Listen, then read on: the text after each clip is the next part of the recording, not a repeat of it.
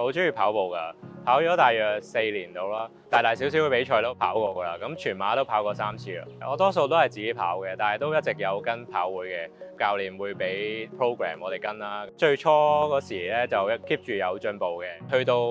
報全馬比賽之後咧就有一個樽頸位咯。我半馬 PB 1個鐘頭55分，咁全馬咧就要4個半鐘咯。咁其實每次去到30K 左右咧就已經好辛苦咯，即係佢會開始跌速啦，成績就唔係咁理想咯。好多跑手啦，忽略咗一啲肌肉力量嘅訓練。肌力咧係對於馬拉松選手係好重要嘅，往往就係喺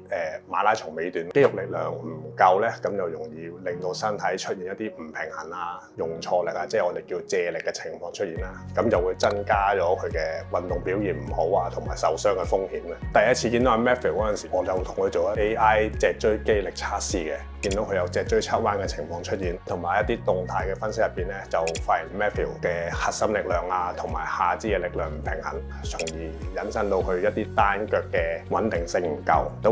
會增加咗佢每一次，尤其是跑步尾段受傷嘅風險嘅。腳腕嗰個問題嗰度咧，咁又會幫阿 Matthew 練翻多啲 mobility 啦，同埋一啲腳腕力量嘅訓練，去幫助翻佢嘅穩定性啊，同埋跑步力量傳遞嗰度會好啲嘅。下肢力量嗰方面咧，比較多一啲喺佢臀部啊，同埋一個單腳力量訓練，從而去減少翻佢會有借力嘅情況出現，同埋喺佢跑步嘅尾段咧，等佢可以再耐力好啲嘅。即係柱側彎嗰度咧，就會同 Matthew 設計多少少喺上半身嘅力量啦，尤其是喺核心力量方面咧，去保護翻佢脊椎，等佢冇咁容易有受傷啊。除咗力量訓練，我都每一次都會同佢 Matthew 做翻一啲筋膜放鬆啊，同埋一啲伸展嘅動作嘅，咁等佢個肌肉咧可以 recover 得好啲。咁上完堂之後咧，我就感覺成個人個跑姿會穩定咗好多啦。咁之前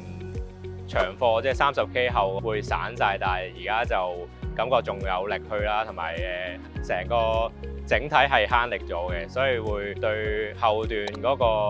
唔會跌速嘅問題係有改善嘅。最大改善係肌肉強化咗，落地姿勢改善咗啦，咁